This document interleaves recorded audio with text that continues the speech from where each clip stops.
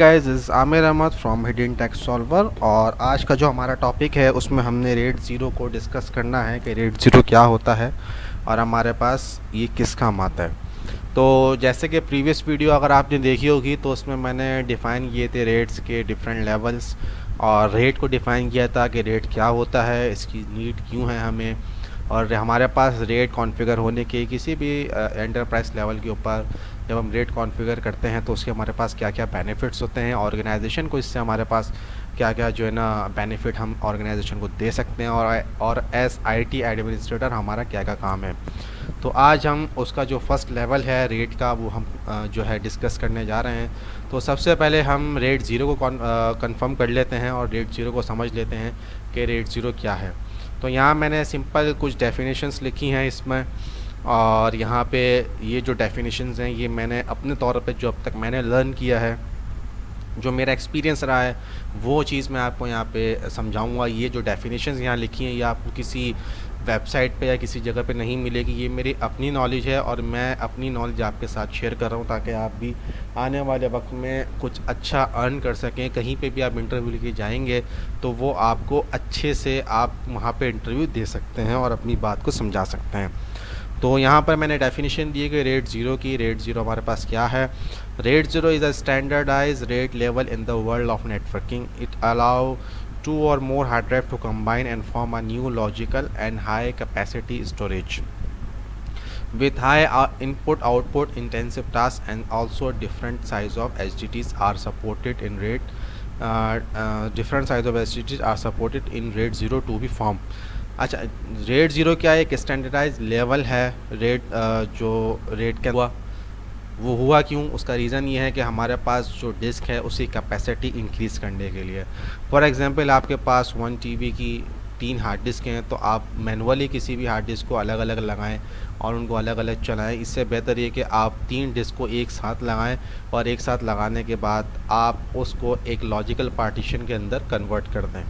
तो उससे हुआ क्या, आपके जो टास्क हैं वो इजी हो जाएंगे, जो आपकी कैपेसिटी है वो इंक्रीज़ हो जाएगी, आपके पास एक ही पार्टीशन शो हो रहा होगा, और उसके बाद आपके जो इनपुट आउटपुट टास्क होते हैं वो ज़्यादा फास्ट हो जाएंगे। ये हमारे पास रेट का बेनिफिट है यहाँ पे। तो आप यहाँ पे रेट के अंदर डिफरेंट साइज़ की हार्ड डिस्क भी कनेक्ट कर सकते हैं और यहाँ पर आप सिंगल साइज़ की हार्ड डिस्क भी सेम साइज़ की हार्ड डिस्क भी कनेक्ट कर सकते हैं और डिफरेंट साइज़ की हार्ड डिस्क भी आप यहाँ पे कनेक्ट कर सकते हैं। तो हाउ इट वर्क्स, इसकी तरफ चलते हैं। रेट ज़ीरो कंबाइन और couple different HDDs to a single disk. It saves data in a parallel way and all the HDDs. For example, when you save any file और folder in the RAID zero, so the block A1 of your file stored on disk 1 and A2 block of your data will be stored on disk 2. Pick a given blow for reference. आप जैसे कि इस picture के अंदर देख सकते हैं कि आपके पास यहाँ पर रेट ज़ीरो कॉन्फ़िगर है और रेट ज़ीरो कॉन्फ़िगर होने में यहाँ पर इन्होंने 4 हार्ड डिस्क को कनेक्ट किया हुआ है। 4 हार्ड डिस्क को आपने कनेक्ट यहाँ पे किया हुआ आप देख सकते हैं, डिस्क 1, 2, 3 और 4। जब आप कोई भी फाइल या फोल्डर इस डिस्क के अंदर सेव करेंगे तो जब वो इस डिस्क के अंदर सेव होगी, इस लॉजिकल पार्टीशन के अंदर सेव होगी, तो यहाँ पर आपके पास जो उसके ब्लॉक्स बनेंगे। जब हार्ड डिस्क के अंदर डाटा सेव होता है तो वो ब्लॉक्स की सूरत में सेव होता है। तो जब आप उसके ब्लॉक्स बनेंगे तो ब्लॉक्स जो है वो डिफरेंट हार्ड डिस्क के अंदर मर्ज हो जाएंगे, उनके अंदर सेव होंगे।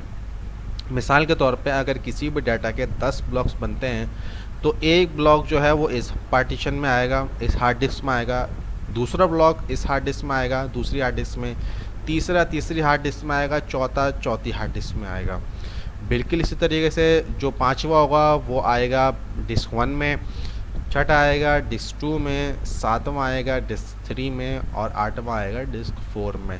इस तरीके से डाटा स्टोर होगा जैसे कि यहाँ पे लिखा हुआ है। As you can see, RAID zero is configured on 4 disk and RAID zero is dividing the data to all the HDDs to save the disk and keeping all the HDDs busy. This is called stripping and rate 0 is also called stripping rate. तो जिस method के अंदर in hard disk के अंदर data save हो रहा है तो उस मेथड को बोलते हैं स्ट्रिपिंग, कि जिसमें ब्लॉक्स जो है वो डिफरेंट हार्ड डिस्क के अंदर स्टोर हो रहे हैं।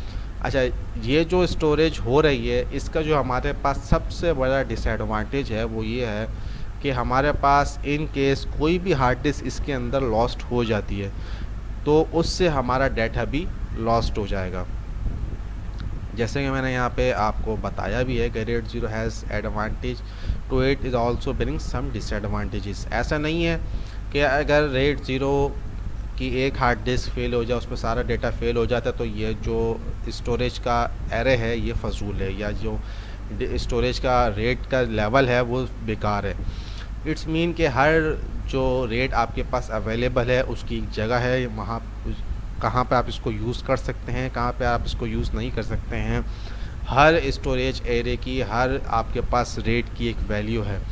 तो ऐसा नहीं है कि ये फ़जूल है, इसके पास डाटा लॉस्ट हो जाता है, ये फ़जूल है। या आप इस रेट को उस जगह पे यूज़ कर सकते हैं जहाँ पर आप डाटा लॉस्ट को बर्दाश्त कर सकते हैं।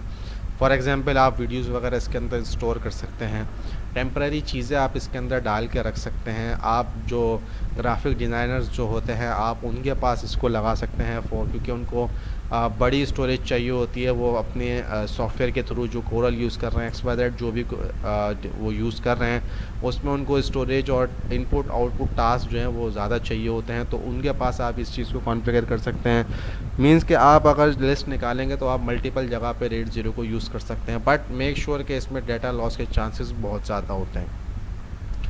तो यहाँ पर आप पूरा इस जो डॉक्यूमेंट है उसको आप पढ़ सकते हैं।